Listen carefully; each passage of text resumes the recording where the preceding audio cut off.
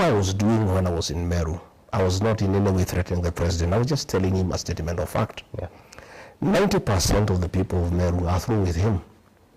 The remaining 10%, if he goes ahead to remove Martha Koome as Chief Justice and President of the Supreme Court, he will lose the other 10%. So I was telling him, there is no need for you to come to Meru anymore because people, they will not be hostile, they'll be cold and indifferent. So what happens if other leaders actually tell you, regarding Gachagua, you can't step in our region? I'm not saying I didn't, I just gave him advice. I said, I did not even say he shouldn't. I said, if you remove Martha Koome.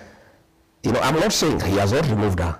I said, Mr. President, you are planning with your deputy, the Mr. Yesa, because they are working together. And Mr. Yesa has been given the responsibility to make sure Martha Koome is out of the job. And in fact, the meeting that was held, and I've come to get the content, is that the president argues that Mount Kenya East cannot have the presidency and a head of judiciary at the same time. Because Mr. Yesa is in the presidency and Martha Koome is in the judiciary, the president has told Mr. Yesa, if Martha Koome is not removed so that we can take this seat to another region, you will have to go yourself. So you must make sure that Martha Koome is out. In fact, that is a responsibility has been given. All these things that are going on, the petitions, the JSC, it is Mr. Yesa who is coordinating to save his job. Because the president is clear that you cannot have the presidency in Mount Kenya East and also have the president of the Supreme Court and the Chief Justice in the same area. And now I was saying, I am not threatening the president. I cannot threaten. I just told him the truth. I am a truthful man. I was in Meru. Mr. President, you have hatched a scheme with your deputy to remove Martha Koome as Chief Justice. If you succeed, and he can succeed because he was able to remove a deputy president who is elected by 7.2 million Kenyans. So the one for Chief Justice is even much easier. Once you do that, your relationship with the people of Meru is irreparably damaged. And there is no need for... The institution of the presidency is very important for this country. And is a symbol of national unity. And the president should be able to go everywhere in the country and get good reception. When people start refusing to listen to condolence messages from our president, it really demeans the institution of the presidency. I would one day want to be president. I would want that institution to be held in high esteem. So it is also my duty as a citizen. It is civic duty. Where I find the institution of the presidency will be demeaned by acts of the president, to advise him to think twice of removing Justice Martha Koome. Again, I also want to advise him, please stop disbanding the Supreme Court. It is not good for the country. It will create problems. People will have serious doubts about the 2027 general elections, because if you put a bench that you have crafted, we already start going to the elections with a lot of doubts. And once people don't believe a process will be fair, we start on bad footing, and that is not good for the country. So let me ask you this, and perhaps just to quote the words of the current Deputy President, Professor Kithure Kindiki, who you're referring to as Mr. Yesa, perhaps reflecting on the headlines on The Standard. He said this in response to your statements in Meru. He questioned who defends the judges who may be innocent but do not have ethnic godfathers, perhaps hinting that, you know, the judiciary is apolitical. Politicians shouldn't perhaps interfere with the runnings of this independent arm. Mr. Yesa cannot have a different opinion. He is an employee of President William Ruto. President William Ruto wants to remove Martha Koome and the other 6 judges from the Supreme Court. So his work is to defend automatically. But the question... But I'm asking, he is trying to say that my defense of Martha Koome is ethnic. I want to ask Mr. Yesa, when I said that the Director General of the National Intelligence Service is incompetent. Members of the Somali community came out with fury to defend him. I never heard Mr. Yesa say that that is ethnicity.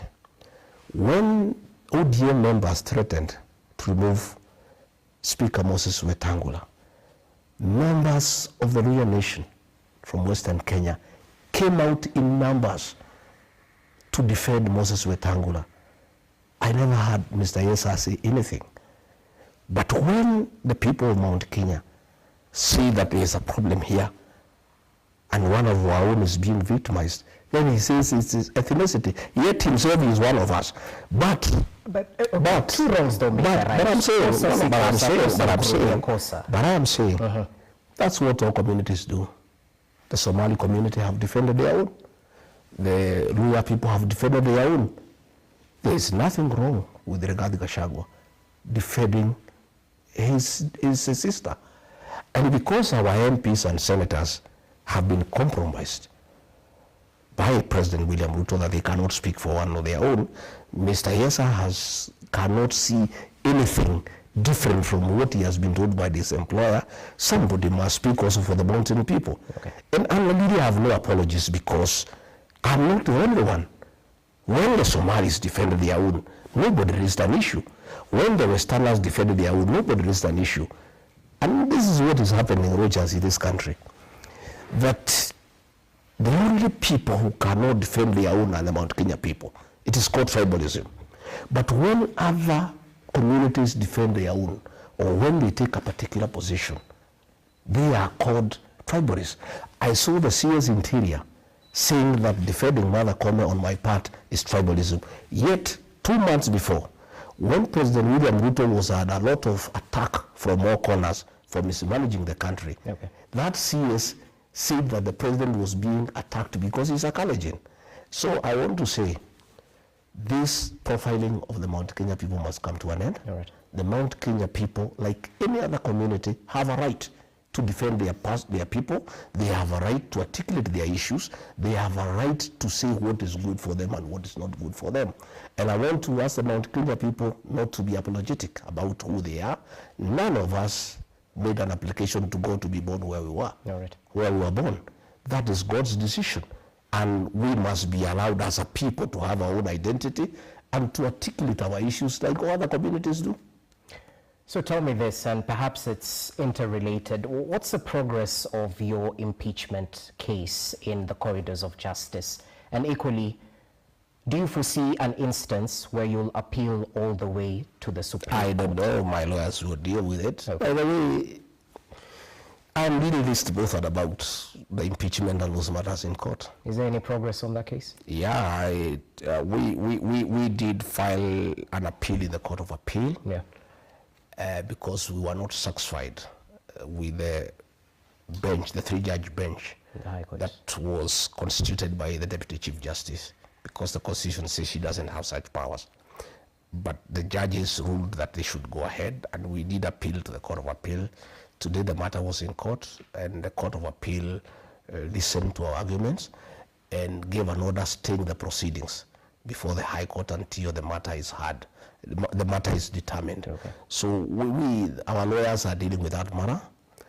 That's our lawyers. I am myself on another assignment, a very important assignment of crafting a new political strategy and joining the other people of Kenya to work out a mechanism of how to get this country back on track, how to make sure that we bring in a new government that will observe the rule of law, a government that will not abduct and kill our children, a government that will not make corruption the official government policy, a government that will listen to the people and that will not just be doing things with impunity.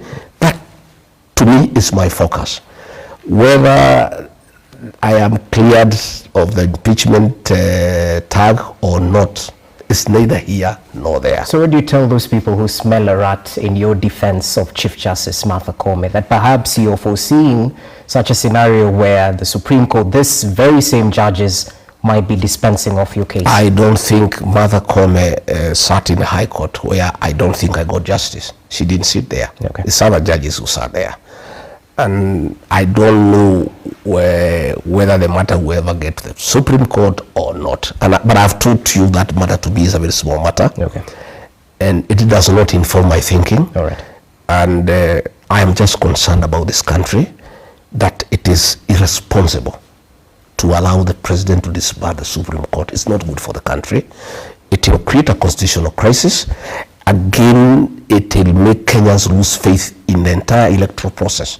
Because if the president succeeds and disbards the Supreme Court and installs his own judges in the Supreme Court, then this country is going down to the dogs. All right. The level of impunity will be in acceptable levels, and the president will have succeeded to capture the entire Kenyan state. He has captured the parliament as it is. He has captured the opposition. Now, if he captures the judiciary, okay. we are done. All right. Yeah. Let's shift focus to other matters, because just today, the broad-based partners, President William Ruto and Raila Odinga, had a presser, a conference, a meetup at State House in Mombasa, and we definitely saw the dalliance between these two leaders. In Kenya, we've seen this statement manifesting that there are no permanent friends or enemies in politics, only interests align. Are you open to working with Raila Odinga, the broad-based partner of President William Ruto? I am open to working with anybody who means well for this country. And I want to take this opportunity to tell the supporters of Raila Odinga from Nyanza that they should not fight the mountain people, because we are not their enemies at all. We have a problem with President William Ruto. We have no problem with Raila Odinga and ODM. I saw after Raila Odinga lost the AUC elections, some people from Rift Valley, supporters of the president, and some supporters of Raila Odinga trying to blame the mountain people for the loss by the very simple fact some 6-7 women in Karatina Market had celebrated the loss. First and foremost, the Mount Kenya people did not have a vote at the AUC. In fact, our only participation in that election as people of Mount Kenya is that the man we made president had a vote. And if he did vote for Raila Odinga, as he says, okay, then the people of Mount Kenya supported the candidature of Raila Odinga. We have no problem with Raila Odinga. I've had a lot of consultations with the people from the mountain. In fact, I have done almost 400 meetings in the last 4 months. And we'll get to that. And the people of that area have asked me to look for friends. And we are open to working with anybody who means well for this country. You know? But we're talking about a man you decampaigned vigorously in the previous election. A man who mobilized his MPs to vote against you in the impeachment. The voting against me by ODM people is neither here nor there. The person who orchestrated the impeachment is William Ruto. That's the person we have a problem with. He deceived the ODM people the way he deceived all us in the mountain. And for the record, we, for many years, had problems with Raila Odinga because he had been demonized as somebody who is against the mountain people. In 2020, President Uhuru Kenyatta convinced us that Raila Odinga is a good man. But President William Ruto, then Deputy President, convinced us that Raila is a bad man, he's a witch doctor, he is a lot of poverty, he means bad for this country, and William Ruto admittedly was more persuasive than Uhuru Kenyatta. But you're on record saying this. Well, I'm just saying, come on. He persuaded us, and after he became president, he looked for Raila Odinga and he said he's a good man. So, Raila Odinga has been claimed by everybody. President Uhuru Kenyatta said he's a good man. William Ruto, who told us he's a witch doctor, who told us he's a lot of poverty, who told us he has no plan, who told us he is rudderless, who told us he's planless, today is singing praises for him as the best leader, not just for Kenya, but for Africa. So, we refused to vote for Raila Odinga, not because he was a very bad man, but William Ruto convinced us he's bad. Okay. Again, okay. I must say that Raila Odinga was a victim of our community's distaste for betrayal. We felt that Uhuru Kenyatta had betrayed William Ruto by looking for Raila Odinga. So because we hate betrayal, we decided to punish Raila Odinga and Uhuru Kenyatta at the same time. But still 1.1 million people from our region voted for Raila Odinga. But now that William Ruto has betrayed us, knowing very well that he is a beneficiary of our community's distaste for betrayal, we are through with him. So Raila Odinga is there. Okay. He has not betrayed us.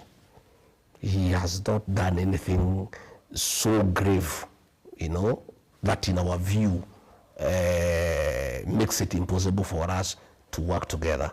But I have heard him say that he's going to consult very widely and he'll say the way forward. If he wants to be president, he can talk to us. We don't have a problem. And I also want to tell Raila Odinga and his supporters, I know I am not qualified to advise him, but from my working with President William Ruto, myself and my community, let them be very careful. I have heard them promise him to be prime minister. That is a lie, it's conmanship. There is no such position available in this country because it's not there in the constitution. For you to create the position of prime minister, it means you have to change the structure of government. You would have to go for a referendum. Yes. Today, if there is a referendum, it will be a referendum against the leadership of President William Ruto. And you will lose in the morning. So that position of prime minister is not available. So who's playing who? No, William Ruto is playing Raila Odinga. Let me tell you. There is no such position. So it's just a con. Number two, I think to be fair to Raila Odinga, I think he has risen above that position of prime minister. The man has wanted to be president 5 times. He now wanted to be the chairman of the African Union Commission. I think taking him back to the position of prime minister is a bit demeaning. In my view, the former prime minister has 2 options, in my view. I cannot advise him. I cannot pretend I have the capacity to advise him. He either retires in dignity or he goes for the presidency. Because there's no way you can ask for the presidency for 5 times and then you demean yourself, you want to become a prime minister. No. I think that will be very, it will be very, very demeaning. But again, finally, yes. I want to ask my brother, President William Ruto. Now that you say this man is a witch doctor, he's the Lord of poverty, he is the real problem of this country, you have changed your mind, you are saying he is the best for Africa, he means well for this country. Why don't you, if you are genuine, consider to do 1 term and endorse him to be president in the next election? If you really genuine that this man is so good, this man can sort out this country. Okay. If really that is from the bottom of your hand, of your heart, since you have done 5 years, you are going to do 5 years and you have not done very well, why don't you consider to allow this man to be president? So what I would like to say is that in my discussions with people, we have, by the way, I must tell you in those discussions, if you want me to tell you. And we'll get to that. We'll get there. Yes. But I'm saying we are not opposed to working with Raila Odinga. You're willing to support? Already we are working with Kalonzo Musyoka. Okay. We are working with Eugene Wamalwa. We are working with Fred Matiang'i. We are working with Eugene Wamalwa. We are working with all like-minded Kenyans. If Raila Odinga does not make a decision to destroy his legacy and support President William Ruto and decides to join the rest of Kenyans in trying to liberate our country and get it back in the right footing, and calls upon us for a discussion on the possibility of working together in whatever formation. You're open to that? We are open to that discussion. Okay. We are not selfish people. Okay. By the way, myself and my community on record having supported somebody else. William Ruto, he's not one of us. Today he's calling us tribalists, despite the fact that we supported him, knowing very well he's not one of us. Okay. And because we are not tribal, we supported him, and he became president, we also are amiable and ready, if need be, to support another person, maybe it Raila ODINGA, maybe it Kalonzo, maybe Wamala. We can support anybody, and whoever we decide to support. And take it from me today, and you'll ask me 2 years from now. Whoever we decide to support, we have two options. We can have our own candidate from the mountain, and we are good. If we decide for whatever reason that it's better to support somebody else, whoever we decide to support, that will be the next president of the Republic of Kenya. Okay, time will tell. You said you're open to working with like-minded individuals. Yes. Yeah. Have you had a meeting with former President Uhuru Kenyatta? Did you bury the hatchet? Because there's some who still point fingers at you, blaming you for the push and pull after the current Kenya Kwanza administration came to office, that perhaps the raid at his farm might have been orchestrated by Gachagua. Have you had a meeting with the former head of state ever since you were impeached? You know, Uhuru Kenyatta is my elder brother. I was his PA, and he's our leader as a community. Okay.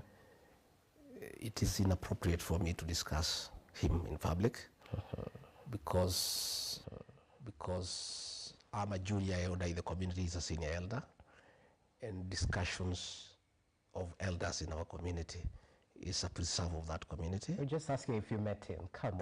You're What a I'm truthful saying, man. what I'm saying Yeah. is that Uhuru Kenyatta is our brother, our son, and our leader. And he's retired, and we respect his status and his retirement. But when we need advice from him as a community, it's always available. So let me rephrase the question. What do you tell those who see former President Uhuru Kenyatta's hand in the appointment of Uhuru's men, as they're commonly referred to? Some of the CSs we saw recently appointed, Mutahi, Kagwe, Nyanjui. There's no problem whether Uhuru had a hand or no hand. It, to me, is irrelevant. And he's a Kenyan. If he proposes some people to be appointed and they are appointed, so be it. What is important for us, especially for the mountain, is that those appointments amounted to nothing, because they were meant to pacify the region that is very unhappy with the President William Ruto for deceiving them, for mismanaging the economy, and for destroying leaders in the region. And immediately they were appointed, there was a saying among our people, that even if you revive Mwai Kibaki, Jomo Kenyatta, and Dedan Kimathi, nothing would change. So we are really not bothered. Let them go and work. They have been given a job to do. Let them go and do the job that were given to do. We wish them well. If they can make a change and people of Kenya are better off than they were before they were appointed, we appreciate. They are our sons. Right. And we don't have a problem with that. Okay. Yeah.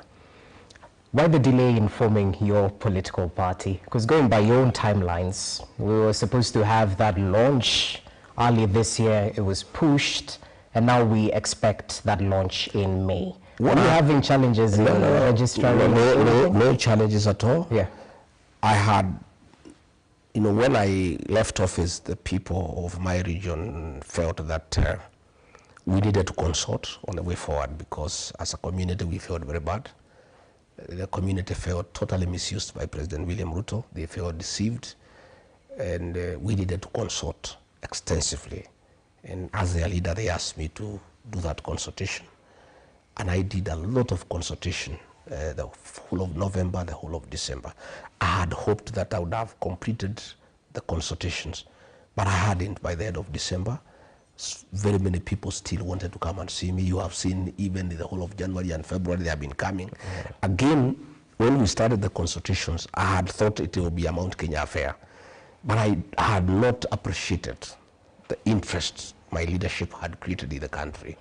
And many other Kenyans from all other regions also wanted to consult with me. And therefore, we had to extend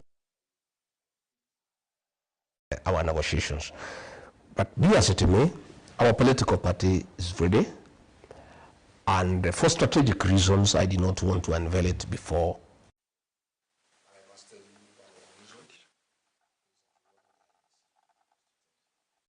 Because quite a number of our senators and members of parliament want to resign from UDA and join our new party and go for by-elections. So we thought, my people thought that for us to get the right momentum, it's better for us to launch the party when IBC is in place. I want to give that reason now, because I've got quite a number of people who are through with UDA. They don't want anything to do with UDA. Just from the mountain? Especially from the mountain, because the whole mountain has moved from UDA. By the way, UDA now is a shell. UDA was Rigiji at the mountain. Without Rigiji at the mountain, there's no UDA. There's no party there. And our members, our supporters, in fact, if you mention UDA, and you have found even the MPs who move around with the president, they don't talk about UDA. Even the president, they don't mention him on the ground. So we decided that we want to wait for the IBC to be constituted. Then we launch our party so that we pick up with the momentum. We'll have several by-elections. We have today, as of today, 139 MCAs who want to resign from UDA and go for by-elections. We have. So you're going to force a by-election? We are going to have a little. Simply what you're saying. We are going to force a little general election after IBC is constituted, because our people do not want to live a lie.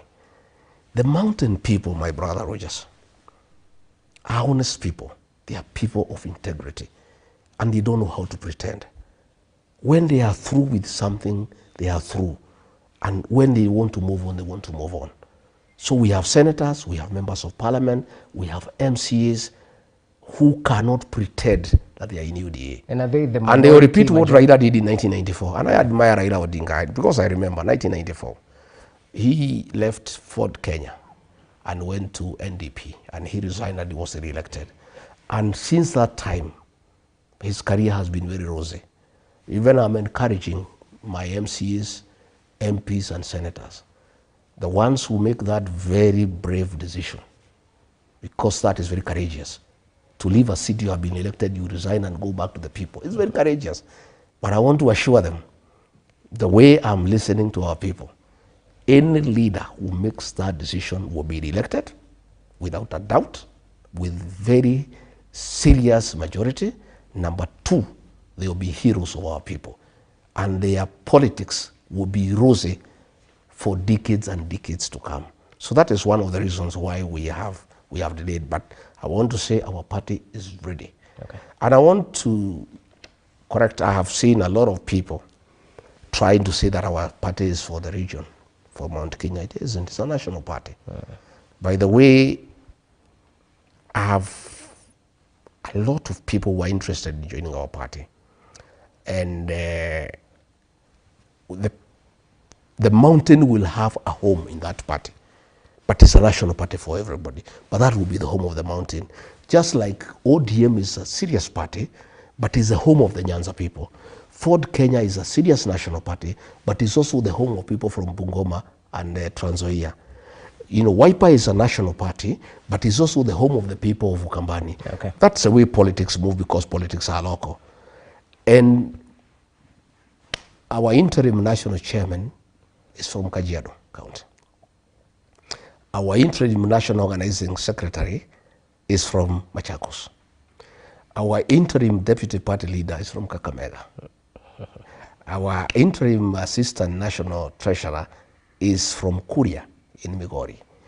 Ours is a serious national party. I'm the party leader. Okay. It's a serious national party, but it's the home of the mountain.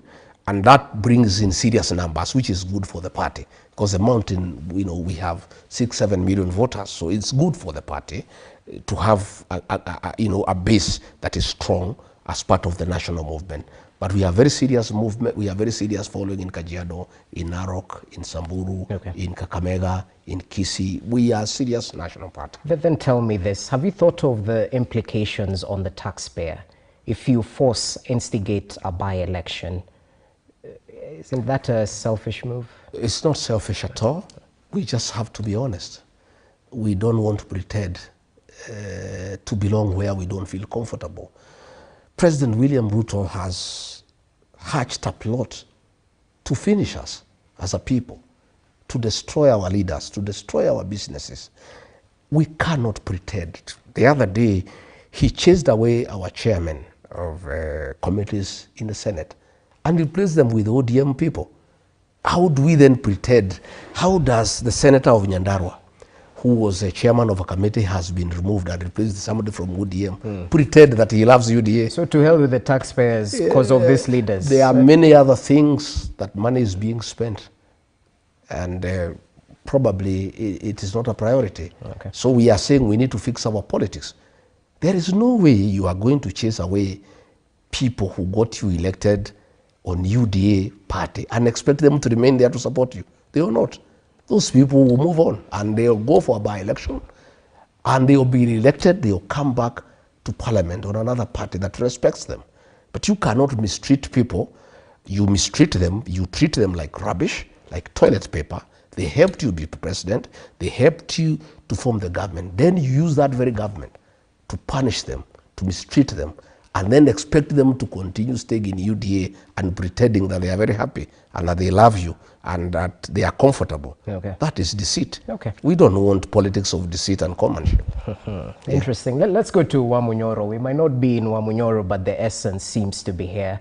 Because needless to say, you've managed to quickly convert your Wamunyoro home into a new center of power, meeting dignitaries, defectors, and planning your next move. But as we witness heightened activity in your Wamunyoro home, you've mentioned up to 400 meetings. That's in 4 months, so each month 100 meetings thereabout. Your critics argue that you're slowly reintroducing the culture of kingmaker in Mount Kenya region, that you would go to the lengths of decampaigning Mount Kenya political leaders. And mind you, it's not based on how they've served the people in their constituencies, in their counties. It's simply based on their political affiliation. Well, to start with, there is no crime in being a kingmaker. Politics is about kingmaking. If regarding Gachagua and the mountain will be the kingmaker in the next election, so be it. There's nothing wrong. And by the way, we'll be king or kingmaker, either way. And there's nothing wrong about that. That is politics, and it's a practicality of Kenyan politics. Number two, there's nothing about Wamunyoro. Wamunyoro is just my home. It's simply I've shifted the base from the official residence of the deputy president to Wamunyoro. I was removed from office, but my followers went with me. So I'm still a leader with a serious weight in the country. And that is why they troop to Wamunyoro. And nobody comes for money there. They bring food, they bring goats, they bring chicken, they bring bananas. They come to see their leader and consult with him. You know, William Ruto had cheated the MPs from Mount Kenya region that once I'm removed from office, in 2-3 weeks I'll be forgotten. I think he must be having a shock of his life because he didn't understand our people. He was not one of us. We elected him. At a certain point, he imagined he is the leader of the mountain. And I tried to talk to him. I thought, you are not the leader of the mountain. You are just a beneficiary of the mountain's people destined for betrayal. They just voted for you because they felt you had been betrayed. And because they hate betrayal, they voted for you and followed you. But you are not their leader. I'm their leader. And he couldn't take it. And he thought that he would get rid of me and life would just continue. But the entire mountain left with me and followed me to Wamunyoro. That's why you find the places of beehive of activities. The meetings you see in social media are the few that we report. There are many other meetings. You know ourselves, we are descendants of the Mau Mau struggle. We are very secretive people. We do meetings, many meetings have been done. And very serious decisions have been made by the community of how we proceed going forward. What decisions are this? One, the decisions have been made. One, that we are through with the President William RUTO for 5 reasons. One, he has betrayed the mountain. Number 2, he deceived us that he will work for us, he will do our projects, he will fix the economy, he'll make sure business is thriving. He has done the exact opposite. He has destroyed the health system. SHA is not working, patients are suffering. Today, the private hospitals have discontinued that program. The university financing model, he destroyed it. University students are at home. Okay. The economy is destroyed, overtaxation, destruction of business, evictions, demolitions. Really, you know, the country has come to a standstill. Again, another reason is that when the mountain started moving out from President William RUTO, he activated a criminal gang that was very notorious in the Mount Kenya region in circumcising women, beheading children, raping young girls. He activated that group in the mountain to cause problems, and the people are very bitter with that. Again, another issue that people are very bitter is the introduction of alcoholic illicit brews in the region that I, as Deputy President, had successfully dealt with. And because of those reasons, and the most recent one that has really, you know, annoyed the people of that region is his deliberate scheme to mobilize other communities against the mountain. You remember when he was in Mount Elgon, one of the MPs, one of his people, Wanyama, he told him to say that all other communities will gang up against the mountain people and isolate them. And since he spoke last, yet he claims every day that he's uniting the country, he never admonished him. You know, again, he has been using abusive language against the people of Kenya. That has really annoyed the people, calling people stupid, you know, saying they are possessed by demons, you know, and you know, lacking respect for the people. And the people who made him president, the mountain people, because their vote was very decisive, it was 43%. He has turned against them, so they are through with them. So what they have told me in those consultations is that we must be in the next government through 2 methods.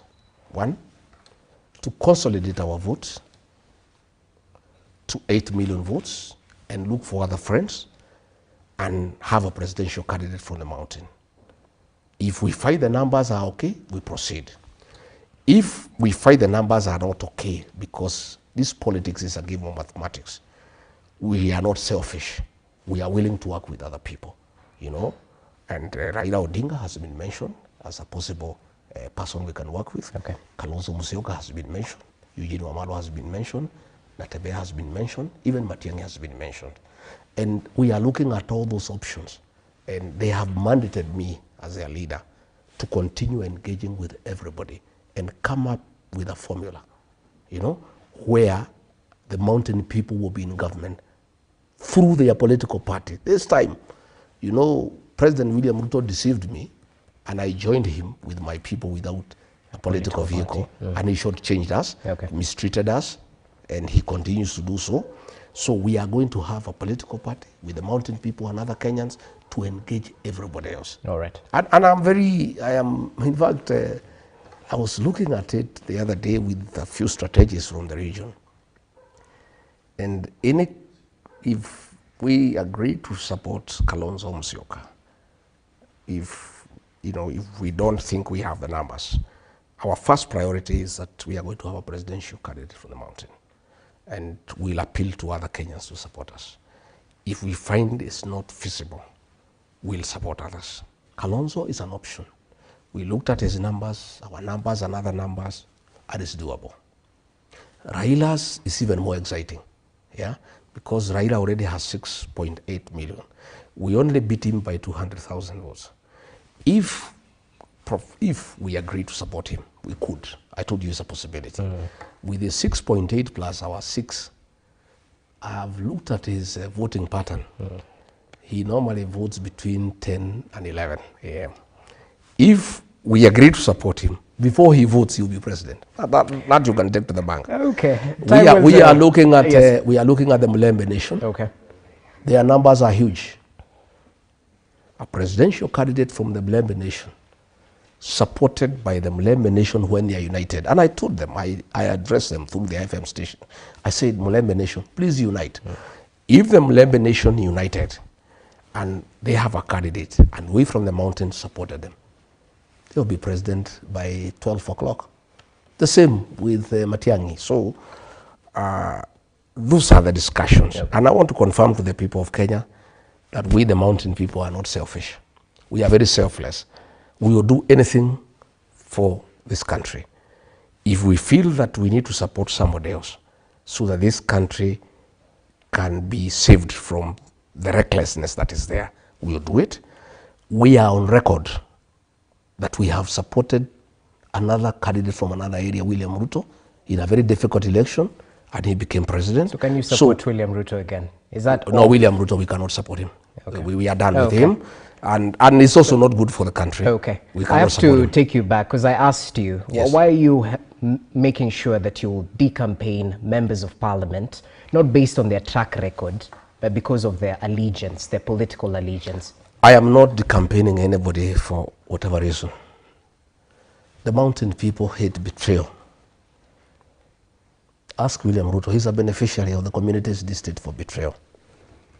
But they are even more angry when they are betrayed by their own.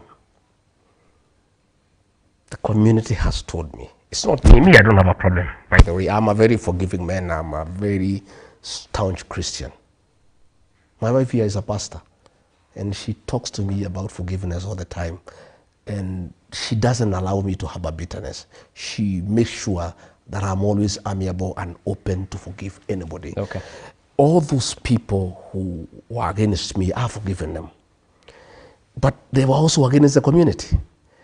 They made sure the community is embarrassed. The community became the laughing stock of other communities. When other communities are rallying behind their own, them, for cheap money, they betray their own community. The community has an issue with them. It's not me. And if they come to me and persuade me that they'll work for the best interest of the community and the country, I am willing to take them along. So if your people tell you but they have to a work job with President William Ruto, but they have a job, the people have already told me they don't want. Okay. Already, I've consulted them and I asked them. Oh, okay. I asked them, can I work with William Ruto? They said no. He has betrayed us. It's over. That's it. He cannot. We don't. You know, betrayal in my community is a taboo. It's an abomination. It is never forgiven. It is punished. And I can tell you, many people that I've talked to will come up will be on the queue at 3 a.m. not to vote for anybody, but to vote somebody out. So those MPs, yeah, let them go and talk to the people, not me. I have no problem against them. Let them go and convince the people who elected them that they'll work for their best interest, that they will not put their stomachs first, that they will not be used by William Ruto against the community. Because what is annoying the community is when the president has put people together in a meeting to abuse the community and call them tribalists and call them stupid and call them primitive. Members of parliament and senate from our area normally clap for him. Our people are very bitter because of that one. So if they can go and convince the people that they mean well, that they have reformed, that they will not betray them, that they have changed their character, that they can be relied upon to defend them and their interests, fine. Yesterday I was in Meru. Mother Kome is being fought by the president. The senator is not speaking. The MPs are not speaking. People are bitter. You know, people are livid.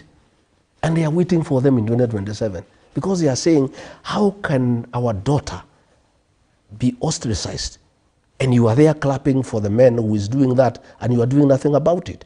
So another communities don't do that. And they are saying, they have noted, they looked at what happened in the defense of Wetangula by the people of Western.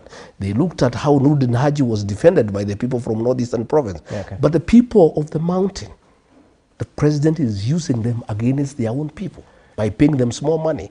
So they have a big problem with the people, not with me. Okay.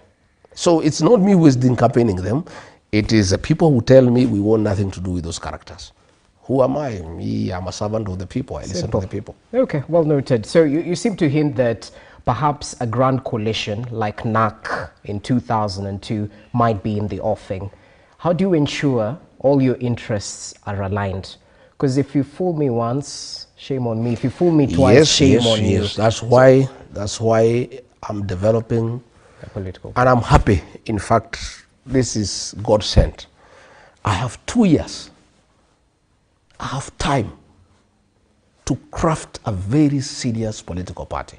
And by the way, I do admire Raila Odinga and ODM. We may have had problems with Raila Odinga, but give it to him.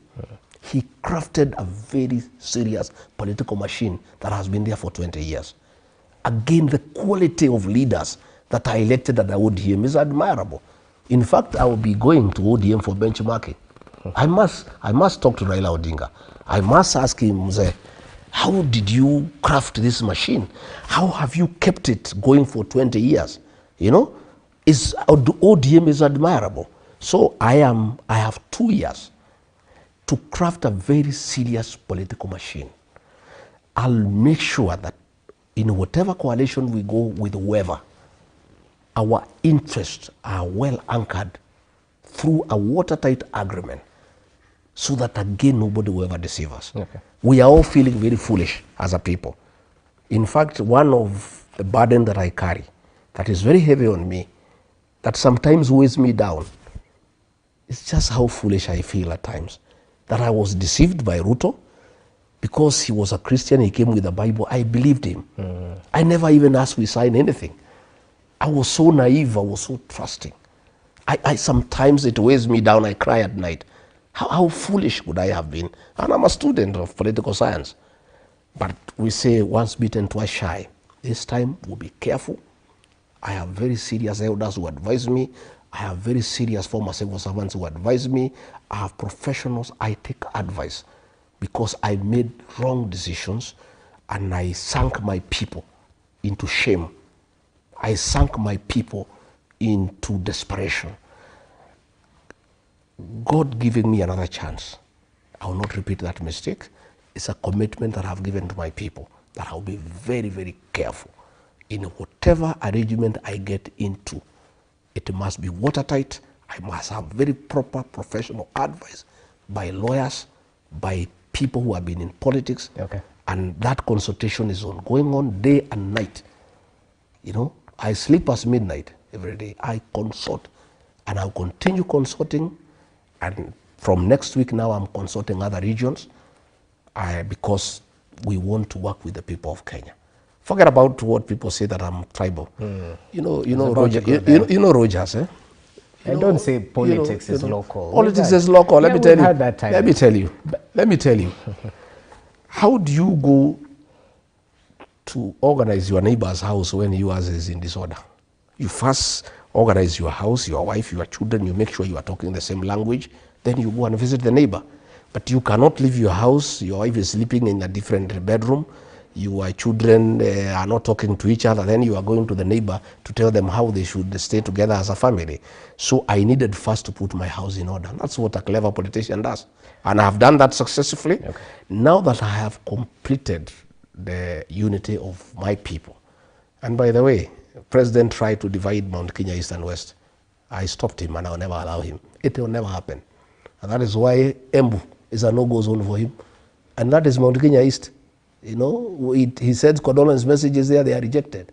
And that is Mount Kenya East because the mountain people are clever and they know their strength is their unity. So now that I have more or less completed 98% uniting my people to speak the same language, to have a single political party that is strong, now we are reaching out to other Kenyans, like-minded Kenyans, so that we can work together. Do you think you will shake off that regional tag, that tribalist tag? I don't need to shake it because it's not a bad tag. It's an identity. I'm Kikuyu, so but I did not apply. To be born a Kikuyu. I did not apply to be born a Kikuyu. There is no crime I've committed by being Kikuyu. And there is no crime I'll commit by loving my people. There is no crime I'll commit by asking our people that we be united, because that's what all other people are doing. But it is only bad when it's done by the mountaineers. But when the Western people come together, that is regional integration. But to those who question your ability to rise above regional politics, to lead a country from a national point of view, not a regional point of view, what do you tell them? Rogers, I want to ask you, when I called a